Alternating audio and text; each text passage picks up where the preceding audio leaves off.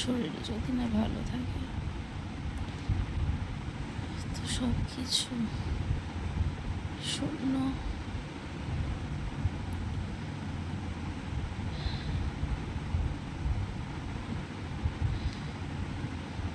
কোনো কিচ্ছু ভালো লাগে না। আমি যে উঠে বসবো বন্ধুরা, আমার সেই ক্ষমতা নেই।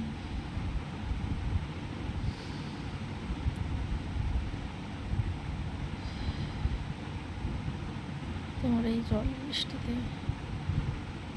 প্রচুর সাবধানে থেকো, খুব সাবধানে থেকো, ভালো থেকো, নিজের শরীরের খেয়াল রেখো।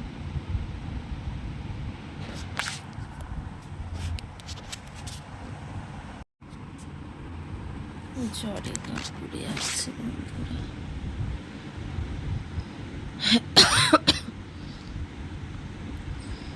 জ্বরে পুরো গা আমার পুড়ে যাচ্ছে।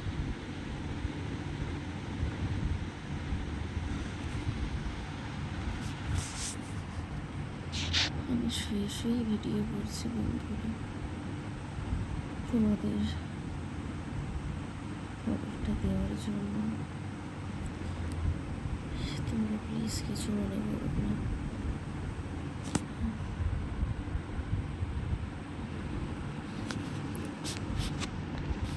সবাই ভালো থেকো।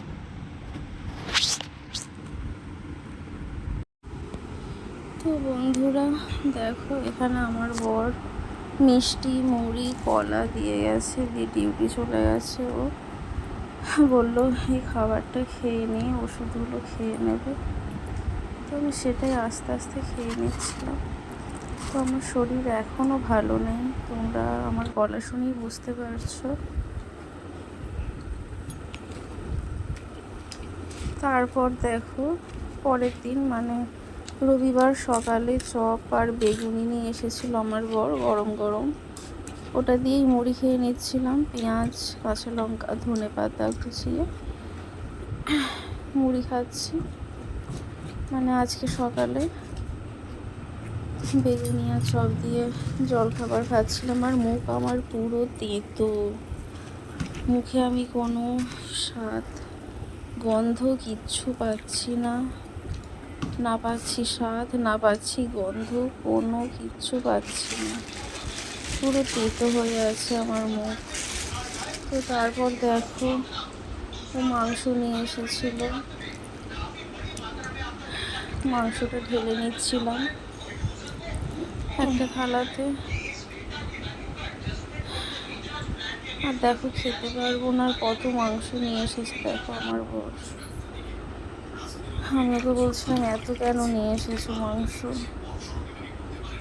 কত মাংস নিয়ে এসেছে দেখো। তারপরে মাংসটা ধুয়ে নিয়ে নুন হলুদটা মাখিয়ে নিচ্ছিলাম। আর দেখো ফোনের ফ্ল্যাশটা অফ হয়ে গেল, আবার জ্বালিয়ে আবার মাখাচ্ছিলাম চিকেনটাকে। মাংসটা নুন হলুদ মাখিয়ে রেখে দিচ্ছিলাম।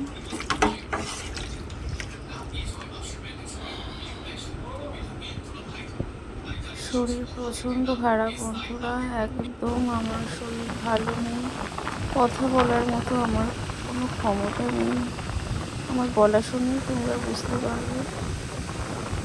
তারপরে দেখো দুপুরে রোদ এসেছিলাম ঝিঙে আলু ভাতে, এখানে চিকেন কষা, একদম কষা কষা করেছি, জানি না কেমন হয়েছে, ভেন্ডি ভাজা আর ঘি করলা ভাজা।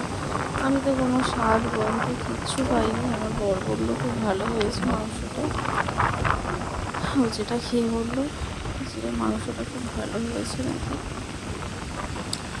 খুব ভালো হয়েছে মাংসটা বললো। তো আমি তো কিচ্ছু পাইনি, না পেয়েছি কোনো